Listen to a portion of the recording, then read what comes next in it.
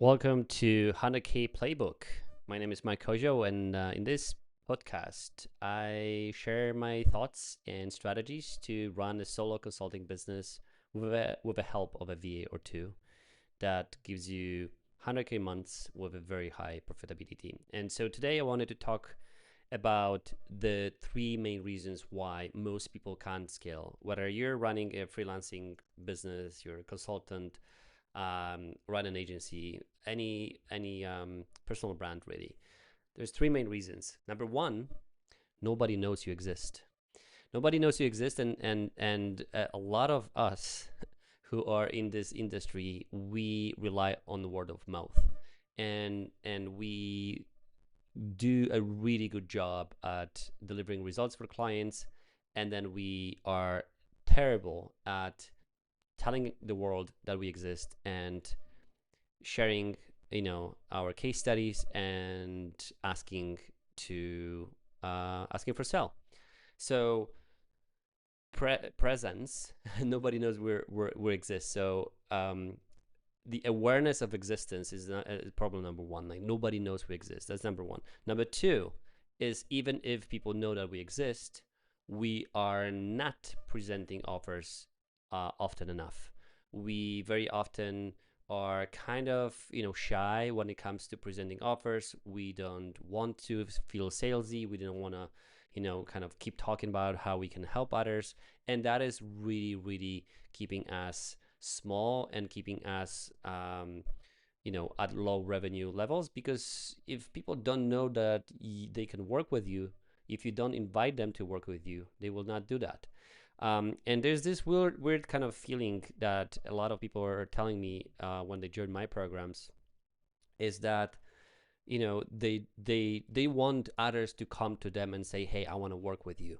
But if you don't have the first step, which was awareness, like if you don't have online presence and you just rely on word of mouth, then that the number of people that are willing to, first of all, know about you and then willing to work with you is very low. And so you will struggle to grow and scale. And by the way, scaling doesn't mean hiring people. Scaling just means making more money, or making the same amount of money, but being more efficient and having more free time, which is something that I'm very excited about. So I like to use the analogy of a doctor, a medical doctor. And just imagine you are a doctor, you're walking down the street and you see a person on the sidewalk bleeding, and you have the solution for the bleeding, to stop the bleeding and help them and cure them. But you're walking past and you're like, well, they haven't asked me to help them. I can see they're bleeding, but I'm just gonna wait maybe for their friend to refer me to them, and then have that bleeding person ask me to work with them. See how that is quite a ridiculous scenario. If you are a doctor and you see someone is bleeding, you would just immediately jump into helping them, say, hey, I'm a medical doctor, I can help you, right? If you have a band-aid, if you know how to stitch people, if you know how to do things, you have to tell them that you are here in a position to help them. And so that is, I hope you understand this analogy and uh, how it is applicable to the situation where, if you are a business owner and you have a fix, if you're a consultant, a freelancer, you have a fix for a problem that your audience has, and you see them struggling, you see them online, you see them on at events, and you still being quiet and keep kind of walking by and hoping they will magically realize you are a doctor, you are the consultant who can help them, then obviously you will not make a sale. You will not convert them into clients. So you have to make people aware that you exist. Hey, I'm here, I'm a doctor, and this is my specialty. This is what I do, right? So building presence, building awareness, number one. Number two, presenting your offers, and presenting your offers often.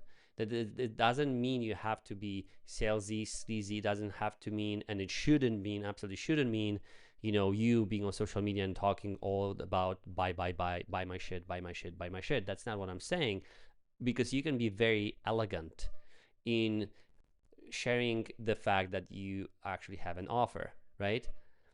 You can be telling people in between the lines, like, hey, this is exactly what I do with my programs, which, by the way, I already did probably once or twice in during this podcast episode, and it's been only what, a couple minutes, 5 minutes in, right? So you can be very gentle, very elegant in just dropping information, like, oh, okay, there's a program, okay, there's an offer, right?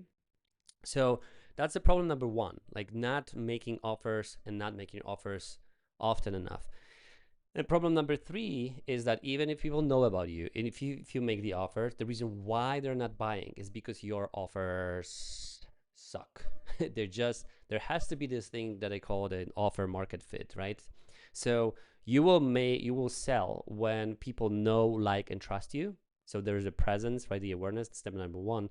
They have to like you and they have to trust you. So I have another episode on doing achieving that and how to use social media to build know, like and trust factor. But also they will buy from you if you fix their problem. Obviously, if someone is bleeding, right, on the sidewalk, and you walk by and like, well, I'm a doctor, and I'm a technician, and so like you work in this space, but you can't you cannot really help them with that. Or let's say you're a dentist, right?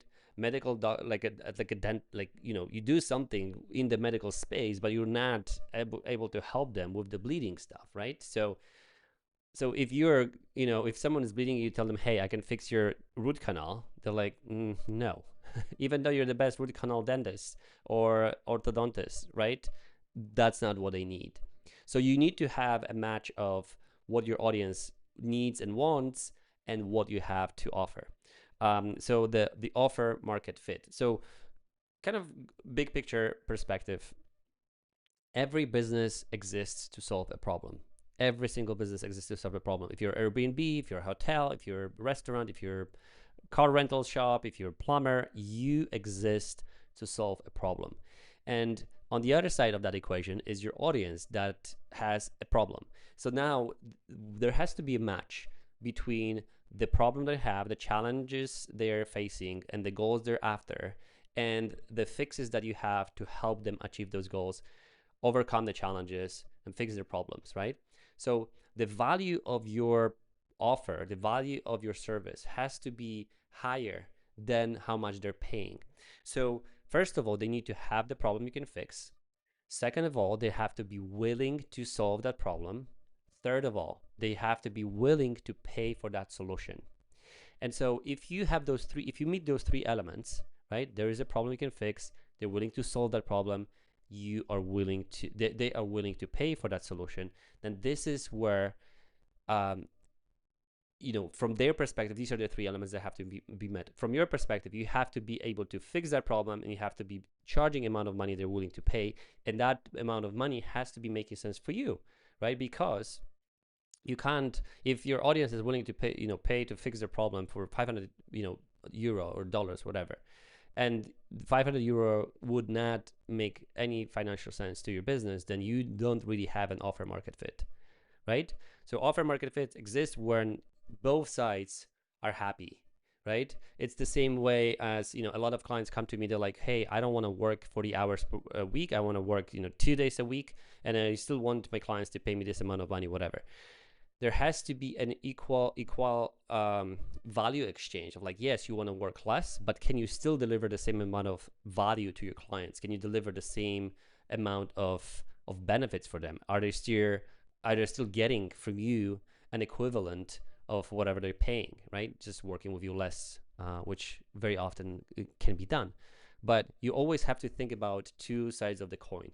The business side of the coin, which is like what works for you, and then the other side, which is the audience side, what works for them, what do they want. And it has to be a match, because otherwise, if there's no match on your end, you'll be broke, and then your audience will be happy and your market will be happy, but they'll be taking advantage of you. If you flip it and you're happy, they might not be happy, and so they won't be buying from you. Maybe you're too expensive. Maybe you're delivering something, fixing a problem they don't want to have fixed, right? So there has to be a match on both ends. But from a big picture principle perspective, it truly comes down to those three elements I mentioned, right? So lack of awareness of your existence. So people don't know that you exist. How do you fix that? Well, with marketing, right? Then second piece is the offer, and not presenting offers frequently enough, not presenting them at all or frequently enough. And piece of a puzzle number three is having an offer that is not a good market fit, right? So presenting something, offering something that nobody wants, or nobody wants for the price that you're asking, right? So when you focus on those three things and fixing those three things, you will 100% scale faster and easier and in a more efficient way. If you need any help with that, I'm happy to help. I do have consulting programs. I do have a report that goes into the details of it as well. You can find the report down in the show notes. And I offer free strategy sessions as well if you're interested in looking at how you can implement these strategies I'm talking about on this podcast. Happy to help. I'll see you in the next one.